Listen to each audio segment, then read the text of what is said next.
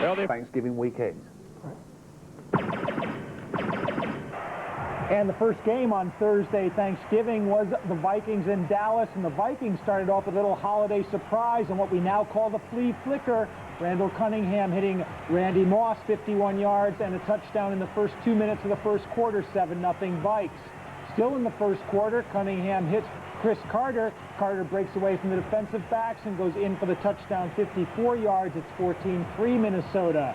And then still in the first quarter, Cunningham puts it up again, Randy Moss again, and this time it's 56 yards. The Vikings are up 21-6 in the first quarter and past the stuffing grandma. That was all it took for the rest of the game. Dion was out with a sore toe. Moss had his third TD catch. Emmitt Smith held to only 44 yards. The other Thanksgiving game, Pittsburgh at Detroit, a sloppy first half. It was 6-3 Pittsburgh. Cordell Stewart does it the hard way, escapes the rush. He's on the scramble. The pass is deflected, and it's caught by Will Blackwell, 24 yards for the touchdown. Pittsburgh go up 13-3.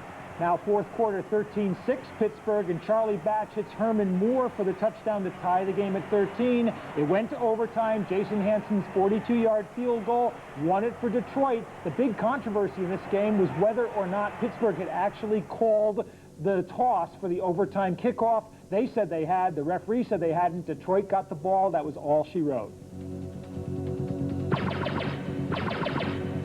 Undefeated Denver was at San Diego, and the Chargers scored first, but Denver came right back. John Elway to Ed McCaffrey. How many times are we going to say that this season? 7-3 in the first period. 2 minutes later, John Elway to Ed McCaffrey. How many times are we going to say that this season? That was 37 yards, and it was 14-3. But then the other Terrell Fletcher on the 13-yard touchdown run for San Diego, 14-10 in the first quarter. Denver just escaping with that first quarter lead. Second quarter, Elway just throws the ball up, and it's intercepted. But 4 turnovers for the Broncos in this game. The Chargers could do better than that. They had 6. Craig Whalehan throws the interception there. Right back to John Mobley. You can see why Mobley's a linebacker, not a running back. But Elway getting a second chance at the touchdown. This time he hits Rod Smith, 13 yards for the score. Same play that was intercepted. And at the half, Denver was up 21-10. Elway on the scramble, little escapability himself, and hits Shannon Sharp in the end zone, 18 yards for the touchdown. Denver turned it over 4 times. Whalehan turned it over 5 times all by himself. 5 interceptions among the 6 San Diego turnovers.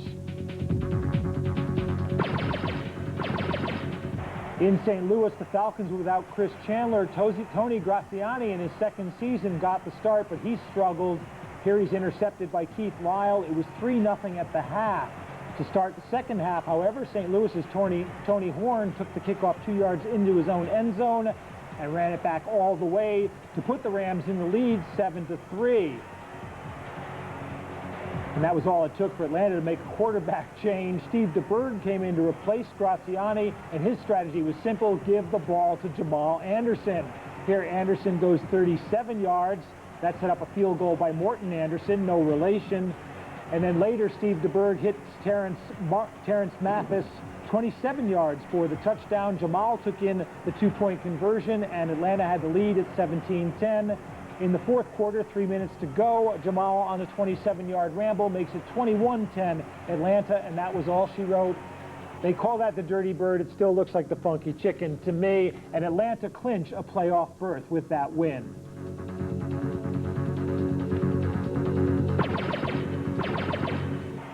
The weekend's big game was Buffalo at New England. Doug Flutie coming back to Foxborough, and he was greeted with an interception by Thomas Smith.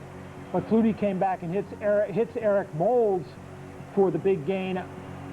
All that could lead to, though, was no points on the board. It was New England who scored first. Drew Bledsoe hit Terry Glenn for 33 yards. And that set up Robert Edwards for a 2-yard touchdown run to make it 7-0. And then in the second period, Bledsoe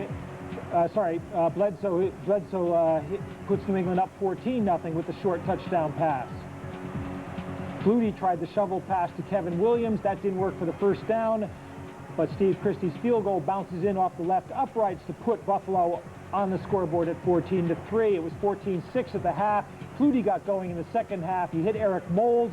Moulds splits Ty Law and Willie Clay. He outruns Steve Israel, 84 yards for the TD. The two-point conversion failed. It was 14-12 New England. And take another look. One-hand job by Eric Moulds right between the defensive back and then runs it out.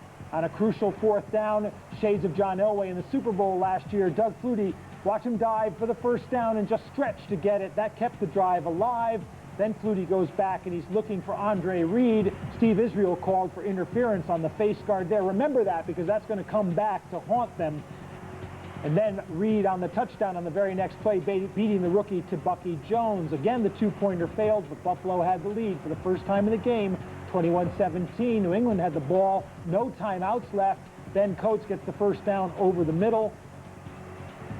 And on the last play of the game, Drew Bledsoe throws it up. Terry Glenn misses it, but he was interfered with. Same kind of call as before. One more play for New England. Ben Coates back of the end zone, and New England win. Pete Carroll is a happy man. And Doug Flutie, his biggest passing day ever, but his first ever loss at Foxborough. He won there 5 times quarterbacking Boston College and 5 times quarterbacking New England. And the rest of the games, the Jets had no trouble at all with the California Panthers in the swamplands of Tampa Bay was at Chicago. And watch Mike Horan there, a little flip pass to Ryan Wetnight on the shovel, 18 yards for the touchdown on the fake field goal, ties the game at 7-7. Then forget Leaf and Manning, because the Bears have rookie quarterback Moses Moreno, the 7th-round draft pick out of Colorado State. He hits Curtis Conway, and it's 14-7 Bears. But then Jeff Gooch blocks the punt. Rondé Barber, that's Tiki's brother, picks it up and ties the game up. It was a big day for the Barbers. Last play of the first half, Trent Dilfer, looking to get back that Trent of the Week award that he lost last week, throws the Hail Mary. And Bryce Hunter comes down with it, 21-14. The Bucks lead at the half, and they went on to win 31-14. 2 touchdowns in the second half. Rydell Anthony from Trent Dilfer, the big play there, and Dilfer in the running, because Washington at Oakland. Jeff George starting at quarterback for Oakland and does what he does best. That's give the ball to Napoleon Kaufman, 23 yards for the touchdown to tie the game at 7 in the first quarter. Now George's pass is deflected off the receiver, Leslie Shepard. It's intercepted by Albert Lewis. And then watch this deflection. Is it right into the hands of Leslie Shepard, 43 yards for the touchdown. Watch it again. Boom, Albert Lewis. That time it is Albert Lewis. Leslie Shepard goes in, 14-7, Washington in the lead. Donald Hollis now in at quarterback, and Donald Hollis throwing deep. That one's picked off by Darrell Green, the old veteran, and now Donald Hollis with the score 19-10 lands on his booty. Mark Boutte puts Hollis on his booty, and Washington goes on for the win. Trent Green, Trent of the Week, for the 2nd straight game as he leads Washington to a 29-19 win over the Oakland Raiders. And finally, the Cardinals at Kansas City. Jake Plummer intercepted by James Hasty.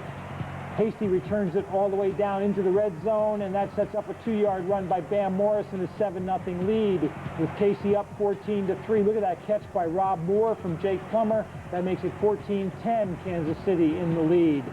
Third quarter now, 21-10 KC, and Rich Gannon hits Derek Alexander for a 30-yard touchdown. With the score 24-10, Jake Plummer comes back to Frankie Sanders, and the Colonel gains 45 yards to set up a 4-yard touchdown run by Adrian Morrell to make it 24-17. But Rich Gannon comes back, hits Derek Alexander again. Alexander takes it in 15 yards, 31-17 Kansas City. But Arizona fought back again to 34-24. Jake Plummer throws, and the ball's intercepted through the receiver's hands into the hands of Mark McMillan, and that is it. Derek Alexander, back-to-back 100-yard games for him, and that's the first time anyone's done that in Kansas City in 4 years. Frankie Sanders had a 100-yard game for Arizona. And now there's half a game of week 13 still to go, and it's... And the good news in Jersey for the Jets is Curtis Martin is breaking long runs, and none longer than this one. First quarter, the Jets trailing 7-3, and Curtis Martin goes for 60 yards around end. This is the stuff he used to do for the Patriots when they were winning as well. That made it 10-7 Jets. Now in the second quarter, they used Martin as a decoy. Keyshawn Johnson on the end around goes 35 yards for the score, and that makes it 19-7 for the Jets. Third quarter now, the Jets up 29-7, and Brian Cox, another reborn player under Bill Parcells, he sacks Steve Berline. That makes it 31-7, and then Mr. Reborn player Vinny Testaverde finishes things off with a pass 21 yards to Wayne Chrebet. The final score 48-21. Chrebet, that's his 4th 100-yard game of the season. Martin's 7th 100-yard game of the season, and that ties the Jets' record. Well, guys, there's plenty of people who say that Testaverde was never... Collins and Dan Marino matched up in this. Collins has been reborn as the Saints starter, but here he fumbles the snap. Kenny Mixon comes marching in for the sack. Second quarter now, scores tied at 3, and Marino is intercepted by Rob Kelly, and Kelly takes it back 79 yards for the touchdown and a 10-3 lead for the Saints. But this is the kinder, gentler Dan Marino this year, and he bounces right back, hitting O.J. McDuffie on the slant, 22 yards for the touchdown, tying the game up at 10. It was 13-10 at the half. Now it's 16-10, and Marino hits McDuffie for his 400th touchdown of his career. He's the first person in NFL history to do that. And now Marino looks, and guess who? O.J. McDuffie, his 3rd touchdown catch of the game.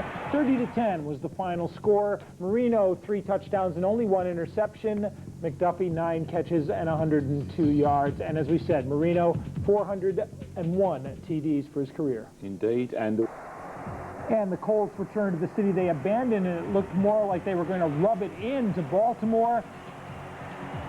Marshall Faulk at the receiving end of a 34-yard touchdown pass from Peyton Manning gave them a 10-3 lead 10 minutes into the first quarter. Then Marshall Faulk on the ground. He breaks one 68 yards for a touchdown still in the first quarter, and Indianapolis leads 17-3. At last minute of the half, 17-10 now, Indianapolis in the lead. Torrance Small takes the touchdown pass from Peyton Manning, 24 yards. That made it 24-10 at the half. But in the second half, the former Indianapolis Colt, Jim Harbaugh, found Jermaine Lewis for 53 yards, and that set up a short touchdown run by Priest Holmes to bring the score to 24-21.